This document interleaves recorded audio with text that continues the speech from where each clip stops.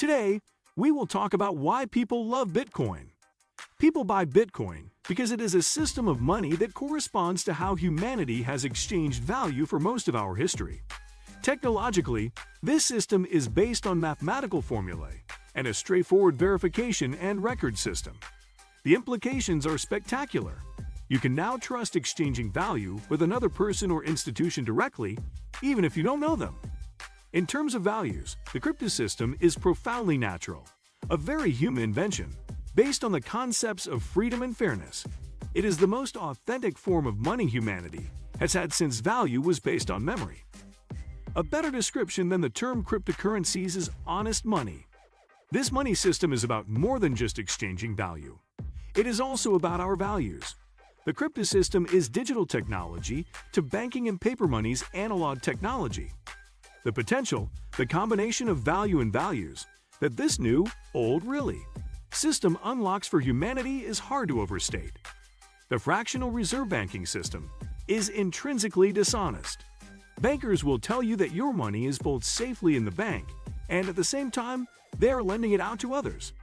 They will tell you that it is your money. What can Bitcoin do for society? Cryptocurrencies allow low-income people to access a financial system in the future. Low-income people everywhere will do their banking using the crypto system. The fractional reserve banking system has completely failed low-income people. Of course, most poor people are not even accepted by these banks. The crypto system has significantly lower fixed costs than the traditional banking system and, consequently, allows everyone to benefit from financial inclusion.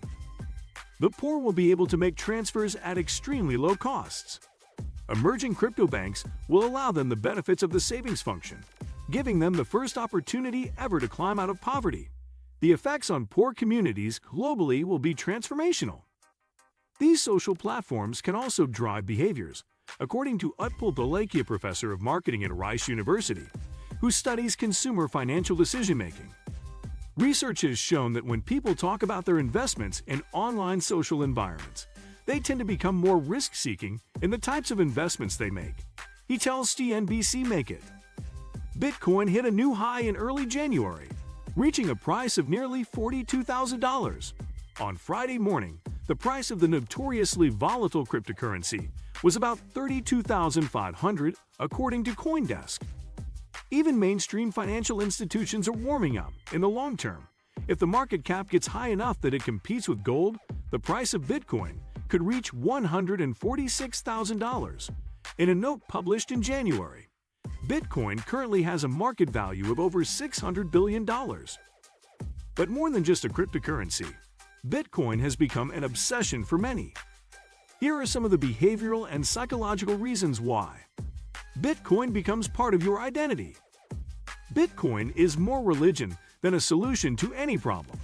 Billionaire Mark Cuban told Forbes in December. In fact, Bitcoin aficionados have their own jargon full of acronyms and phrases from HODL to the whale.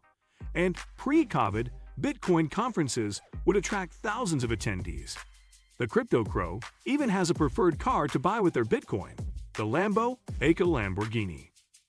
Though Bitcoin is getting more attention from some serious investors and mainstream financial institutions, it's still a somewhat subversive concept, so people who invest in it can view themselves as radical or participating in the counterculture.